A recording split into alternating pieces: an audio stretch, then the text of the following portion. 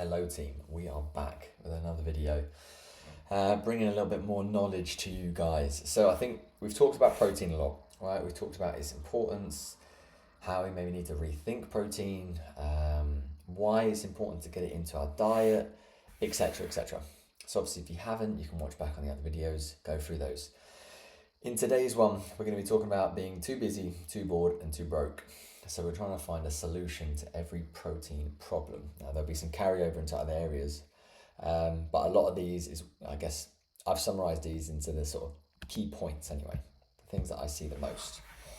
So chances are, when somebody's starting out with this, they're going to be struggling to hit their protein target.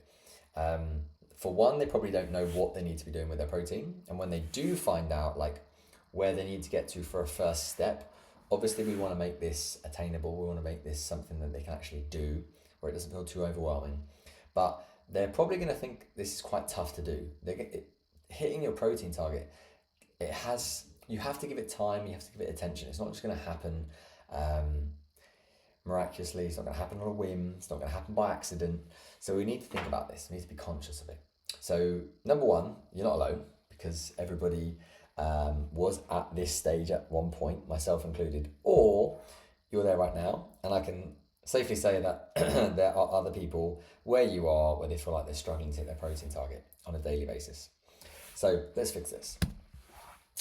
Why is hitting your protein target so hard? Because I think for a lot of people it is, and it is a challenge. Let's go through the list of stuff, right? So life is busy, okay? I think we've got a lot of things going on in our lives, and chances are when we're coming into the health and fitness space and we're giving it more care and attention, it's probably something that's not high up on the list of things that we need to do. So meals get rushed, or they're forgotten, and chances are when you're thinking about doing stuff quick and easily, it's hard to hit your protein target by doing that. Most of those foods are going to be higher in carbohydrates and fats. Okay, so life is busy. I think that's one thing. Now, we don't want to look at these as excuses, but these are reasons that I see and that are voiced to me on a regular basis. So number two, planning feels like extra effort. We've already got a lot going on in our lives with work, with training, with family, with social events, with kids, and now we're trying to add in something new. And it is difficult. It does take time. We need to put it in and piece it into the week where it doesn't feel like too much work, because we're already doing so much anyway, right? So planning feels like extra effort. So we want to make sure we get the right dose at the right time, and we'll get into some of the solutions in a sec. Eating enough protein seems expensive. Sort of. Yeah, protein is going to cost more money if you think along the lines of people who eat meat, chicken, steak, beef, all that sort of stuff. Yeah, it's going to cost a little bit more money, but I feel like the cost, I feel like the money and the investment that we put into that far outweighs us saving money and buying cheap, for a better word, shit food. So I think it's really important we're thinking about whole foods. Yeah, it's going to cost more money, but the return on that investment is going to be far greater than if we're purchasing a lot of highly processed foods. Okay, big thing there. Number four, you're tired of the same meals. Yes, I mean, more often than not, I think people eat the same meals more regularly than they actually think. They probably just assume that they eat more than they do. But variety can be nice, but it does come at a cost. It comes at a cost because variety is hard to manage on a regular daily basis. It takes a lot of time, takes a lot of energy. And if we are people who, let's say, maybe don't have as much care or value nutrition as much as we maybe should, because obviously nutrition is going to be a big part of us, losing body fat, building muscle, developing like better body composition, getting into healthier ranges.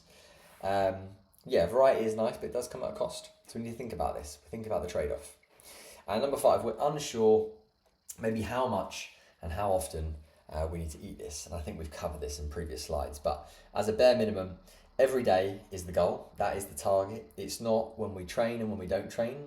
Every single day is what we're trying to focus on here.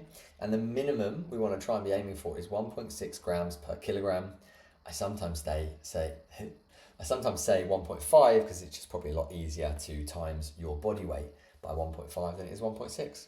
But the research suggests 1.6 is the bare minimum we want to be eating of our body weight in protein every single day if we are people who care about our body composition, so losing muscle, losing body fat, building muscle, feeling strong, getting fitter, etc.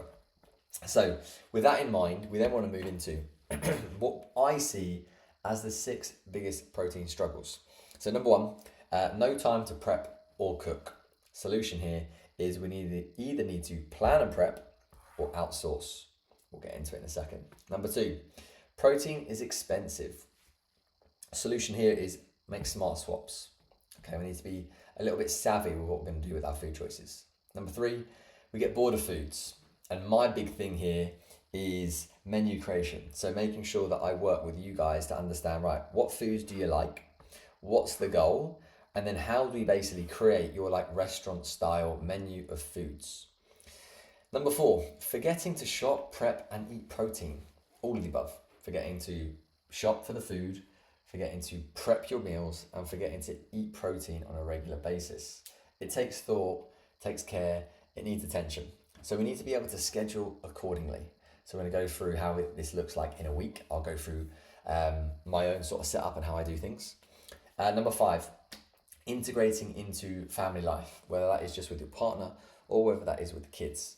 I think the main thing here is we need to think about using protein anchors. So having a shopping list that is set out and we can understand a bit like a traffic light system. Some of the foods we want to eat less of, we want to eat some of, and we want to eat more of.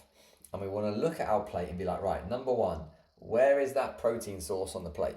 Protein is the most important macronutrient.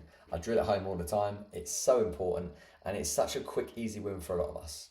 And the number 6 is hard to hit our protein target. So the solution here is meal by meal breakdown. Just relax, don't worry about the end goal. Let's just focus on one key area of your day that maybe you find the hardest, or maybe you find the easiest, and maybe we just want to optimize that meal a little bit more. So hopefully that makes sense. I'm going to cap it here just to keep these little videos in bite-sized pieces. So we're going to kick things off with going into no time to prep and no time to cook. So the solution here is going to be plan or prep or outsource. See you next video.